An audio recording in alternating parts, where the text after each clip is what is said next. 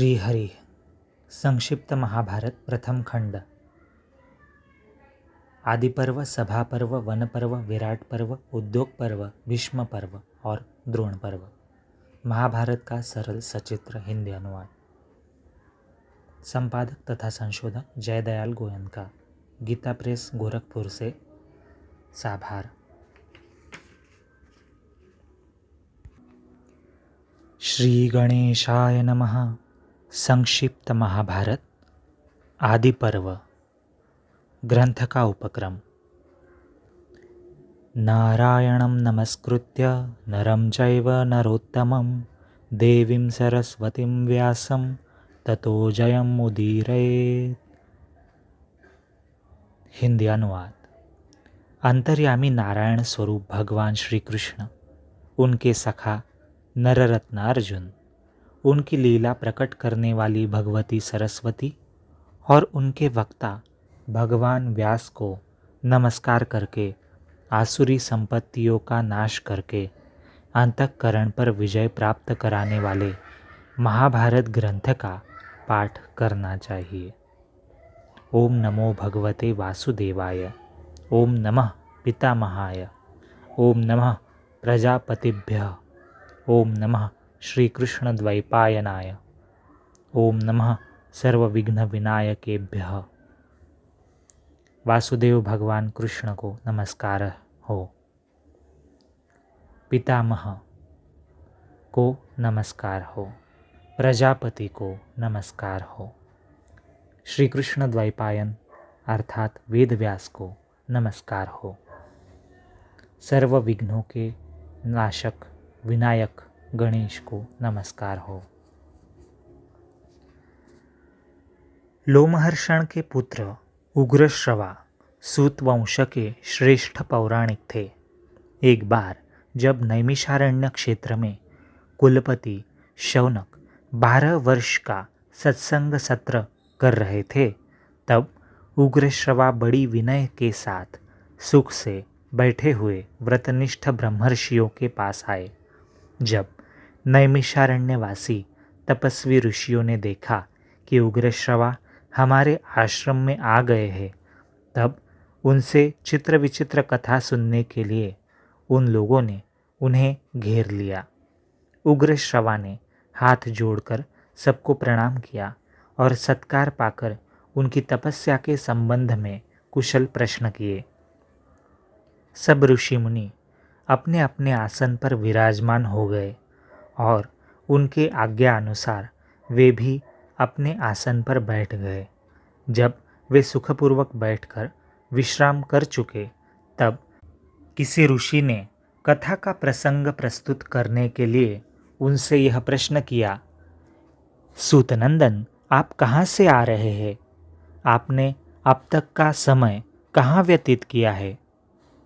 उग्रश्रवा ने कहा, मैं परीक्षित नंदन राजर्षि जन्मेजय के सर्प सत्र में गया हुआ था। वहाँ श्री वैशंपायन जी के मुख से मैंने भगवान श्री कृष्ण द्वैपायन के द्वारा निर्मित महाभारत ग्रंथ की अनेकों पवित्र और विचित्र कथाएं सुनी। इसके बाद बहुत से तीर्थों और आश्रमों में घूमकर समंत पंचक क्षेत्र में आया, जहाँ पहले कौरव और पांडवों का महान युद्ध हो चुका है। वहाँ से मैं आप लोगों का दर्शन करने के लिए यहाँ आया हूँ। आप सभी चिरायु और ब्रह्मनिष्ठ है। आपका ब्रह्म तेज सूर्य और अग्नि के समान है। आप लोग स्नान, जप, हवन आदि से निवृत्त होकर पवित्रता और एकाग्रता के साथ अपने अपने आसन पर बैठे हुए हैं। अब कृपा करके बतलाइए कि मैं आप लोगों को कौन सी कथा सुनाऊं? ऋषियों ने कहा, सूतनंदन, परमर्षि श्री कृष्ण द्वैपायन ने जिस ग्रंथ का निर्माण किया है और ब्रह्मर्षियों तथा देवताओं ने जिसका सत्कार किया है, जिसमें विचित्र पदों से परिपूर्ण पर्व है, जो सूक्ष्म अर्थ और न्याय से भरा हुआ है, जो पद पद पर वेदार्थ से विभूषित और आख्यानों में श्रेष्ठ है, जिसमें भरत वंश का संपूर्ण इतिहास है, जो सर्वथा शास्त्र सम्मत है और जिसे श्री कृष्ण द्वैपायन की आज्ञा से वैशंपायन जी ने राजा जनमेजय को सुनाया है। भगवान व्यास की वही पुण्यमयी, पापनाशिनी और वेदमयी संहिता हम लोग सुनना चाहते हैं। उग्रश्रवा जी ने कहा, भगवान श्री कृष्ण ही सबके आदि है। वे अंतर्यामी, सर्वेश्वर, समस्त यज्ञों के भोक्ता, सबके द्वारा प्रशंसित परम सत्य ओमकार स्वरूप ब्रह्म है। वे ही सनातन, व्यक्त एवं अव्यक्त स्वरूप है। वे असत भी है और सत भी है। वे सत असत दोनों हैं और दोनों से परे है। वे ही विराट विश्व भी है। उन्होंने ही स्थूल और सूक्ष्म दोनों की सृष्टि की है। वे ही सबके जीवनदाता, सर्वश्रेष्ठ और अविनाशी है। वे ही मंगलकारी, मंगल स्वरूप, सर्वव्यापक, सबके वांछनीय, निष्पाप और परम पवित्र है।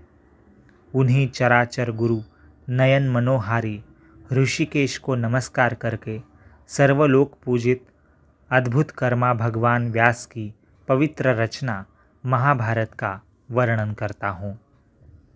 पृथ्वी में अनेकों प्रतिभाशाली विद्वानों ने इस इतिहास का पहले वर्णन किया है, अब करते हैं और आगे भी करेंगे। यह परम ज्ञान स्वरूप ग्रंथ तीनों लोकों में प्रतिष्ठित है। कोई संक्षेप से तो कोई विस्तार से इसे धारण करते हैं। इसकी शब्दावली शुभ है। इसमें अनेकों छंद हैं और देवता तथा मनुष्यों की मर्यादा का इसमें स्पष्ट वर्णन है।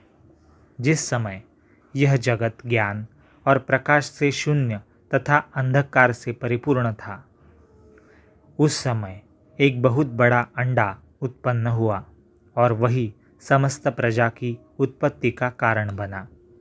वह बड़ा ही दिव्य और ज्योतिर्मय था। श्रुति उसमें सत्य, सनातन, ज्योतिर्मय ब्रह्म का वर्णन करती है। वह ब्रह्म अलौकिक, अचिंत्य, सर्वत्र सम, अव्यक्त, कारण स्वरूप तथा सत और असत दोनों हैं। उसी अंडे से लोक पितामह प्रजापति ब्रह्मा जी प्रकट हुए। तदनंतर 10 प्रचेता, दक्ष, उनके 7 पुत्र, 7 ऋषि और 14 मनु उत्पन्न हुए। विश्वे देवा, आदित्य, वसु, अश्विनी कुमार, यक्ष, साध्य, पिशाच, गुह्यक, पितर, ब्रह्मर्षि, राजर्षि, जल, द्युलोक, पृथ्वी, वायु, आकाश, दिशाएं, संवत्सर, ऋतु, मास, पक्ष, दिन, रात तथा जगत में और जितनी भी वस्तुएं हैं, सब उसी अंडे से उत्पन्न हुई।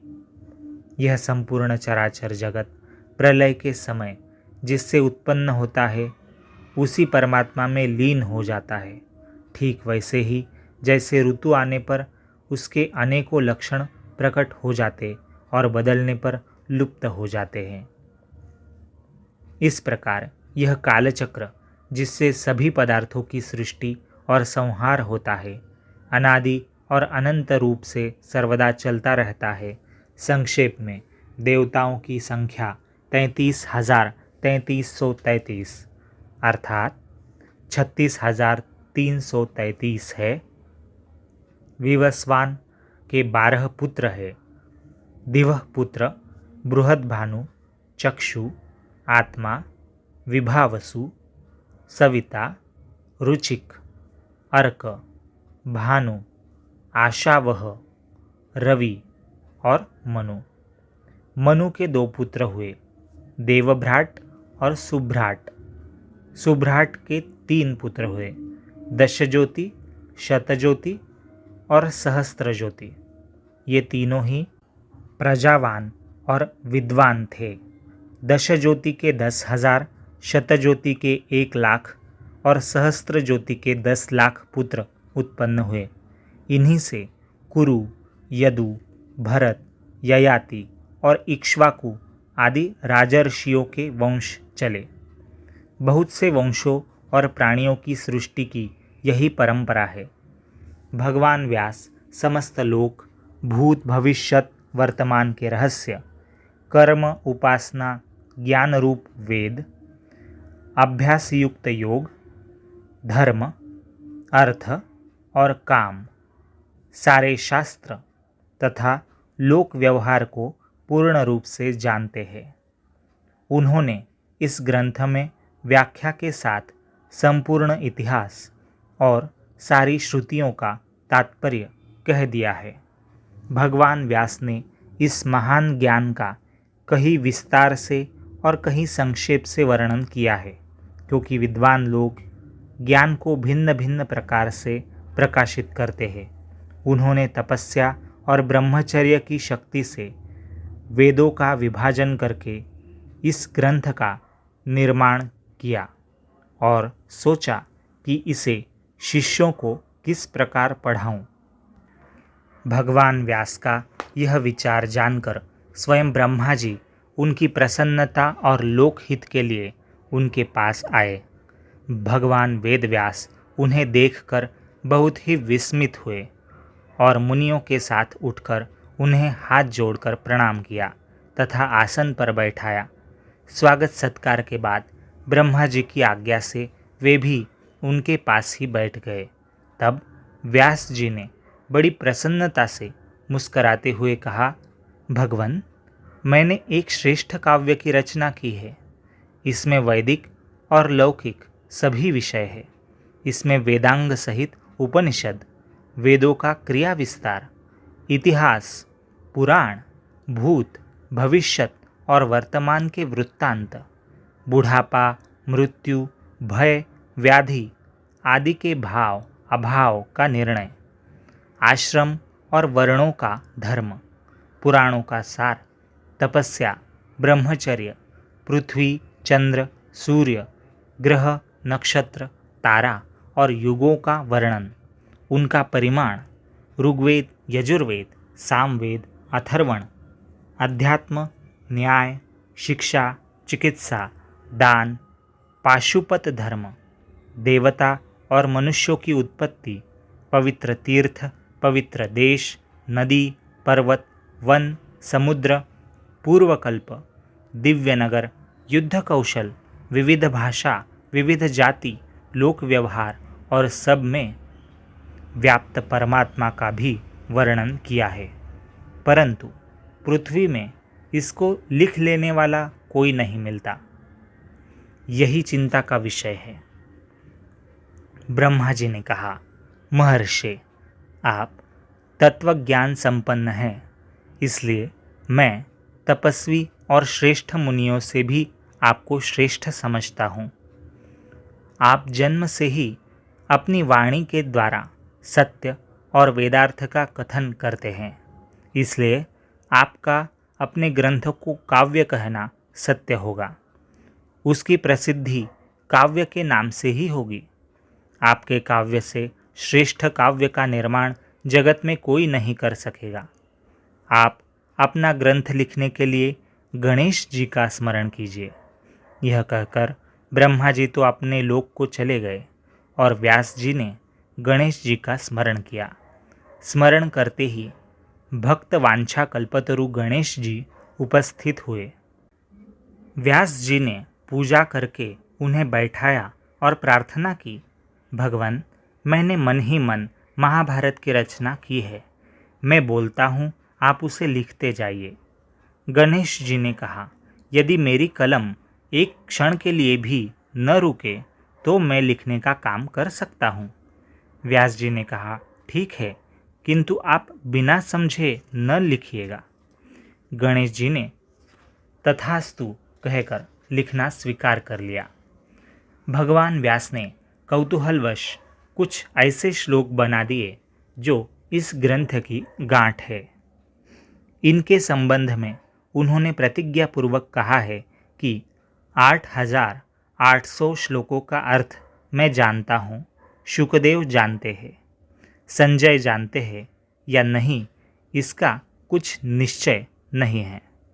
वे श्लोक अब भी इस ग्रंथ में हैं। बिना विचार किए उनका अर्थ नहीं खुल सकता। और तो क्या, सर्वज्ञ गणेश जी जब एक क्षण तक उन श्लोकों के अर्थ का विचार करते थे, उतने ही में महर्षि व्यास दूसरे बहुत से श्लोकों की रचना कर डालते थे। यह महाभारत ज्ञान रूप अंजन की सलाई से अज्ञान के अंधकार में भटकते हुए लोगों की आंखें खोलने वाला है। इस भारत रूपी सूर्य ने धर्म, अर्थ, काम और मोक्ष चारों पुरुषार्थों का संक्षेप और विस्तार से वर्णन करके लोगों का अज्ञान अंधकार नष्ट कर दिया है। इस भारत पुराण रूपी पूर्ण चंद्र ने श्रुत्यर्थ रूप चंद्रिका को छिटकाकर मनुष्यों की बुद्धि रूप कुमुदों को विकसित कर दिया है। इस इतिहास रूप दीपक ने संसार के तहखाने को उजाले से भर दिया है। भगवान श्री कृष्ण द्वैपायन ने इस ग्रंथ में कुरुवंश का विस्तार, गांधारी की धर्मशीलता, विदुर की प्रज्ञा, कुंती के धैर्य, दुर्योधन आदि की दुष्टता और पांडवों की सत्यता का वर्णन किया है। इसकी प्रत्येक कथा से भगवान श्री कृष्ण की अनिर्वचनीय महिमा प्रकट होती है। यह महाभारत रूप कल्पवृक्ष समस्त कवियों के लिए आश्रय स्थान है। इसी के आधार पर सब अपने अपने काव्य का निर्माण करेंगे। जो श्रद्धापूर्वक महाभारत का अध्ययन करता है, उसके सारे पाप नष्ट हो जाते हैं, क्योंकि इसमें देवर्षि, ब्रह्मर्षि, देवता आदि के परम पवित्र कर्मों का वर्णन है। इसमें सनातन पुरुष भगवान श्री कृष्ण का स्थान स्थान पर कीर्तन है। वे ही सत्य, रुद्र, परम पवित्र और मंगलमय हैं।